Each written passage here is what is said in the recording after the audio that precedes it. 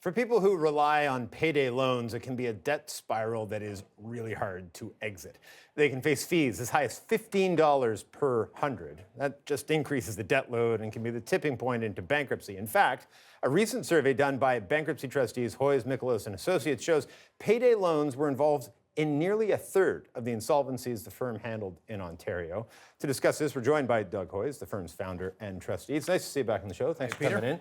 When you look at these numbers, and they've been going up sort of year by year by year, to the tune of, in 2011, they were involved in 12% of bankruptcies. Now we're looking at 31%. What does this trend, what do these numbers tell you? Well, it's obviously not good. And it's not just the payday loans. The people who end up filing a bankruptcy or a proposal with owing payday loans also have $30,000 of other unsecured debt.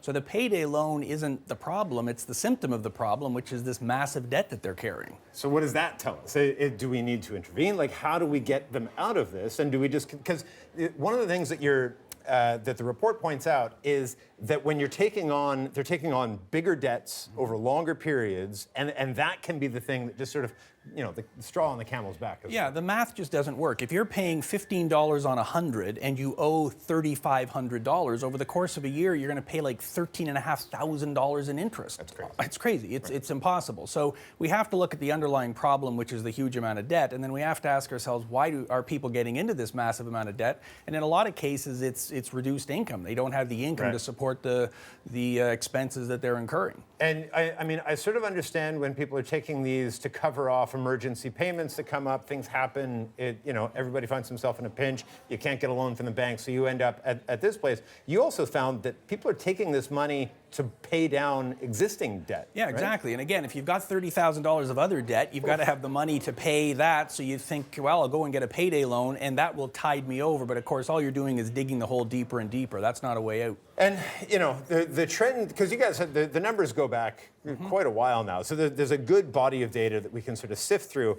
One of the things that you highlighted that jumped out at me is that they're taking fewer numbers of these loans, but for more. We're up over $1,000 on average. Yep, we're close to $1,100. And now, I met with somebody last week, so this isn't some hypothetical story. He had a $15,000 loan from a payday loan place. So they are now doing that sort of 15%. Well, it was not quite that high, but it was still ridiculous interest rates. So now, yes, the loans are getting higher and higher, and at the high interest rates, it's just burying people. The average insolvency, you said $3,500 in payday loans, and then, as you say, $30,000 in other unsecured debt. Right. And so you add it all up, and it's a massive amount of interest. So, people will watch this at home and say, hey, this is a good lesson for people not to get into this kind of debt. This is this thing this affects us all. If this can get out of control, this can be a problem for me and you as well. Yeah, absolutely. We found that the number of people who earn between $1,000 and $2,000 is actually less than the number of people who earn over $4,000 who are getting a payday loan.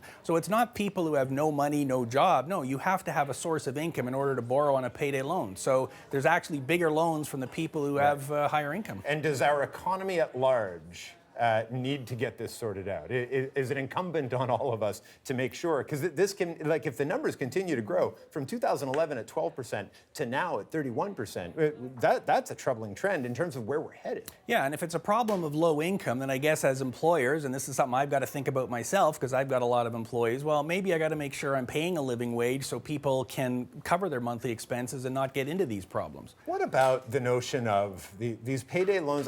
Every time we have somebody on about them, it is never a good news story, and yet they still exist, they still thrive, they make all kinds of money. Yep, because it's a profitable business. The government of Ontario reduced the amount they can charge to $15 on 100. It was $18 on 100 last year, but unfortunately when you make something cheaper, as we saw in the mortgage market, well, now we can borrow even more. So it's kind of had a counter effect than what they had hoped, I think. So if not that, because I think they intended to sort of crack down on them, they made more people, they drove more people into their arms. What can we do? Is it outlawing them? Well, but then it's even more underground. I can go online and get a loan from some other country then. It's not regulated. So I'm a big believer in disclosure. Instead of just saying $15 on 100, let's say it's 390% interest. Let's force people to understand that. The government has proposed to bring that in July. So we'll see if that's front and center when you walk into a payday loan place. It's important stuff, and I'm glad you crunched these numbers. I'm glad you made the time to come in. Thanks, Peter. Thanks as always. Doug Hoyes is the founder and trustee of Hoyes, Miklos and Associates.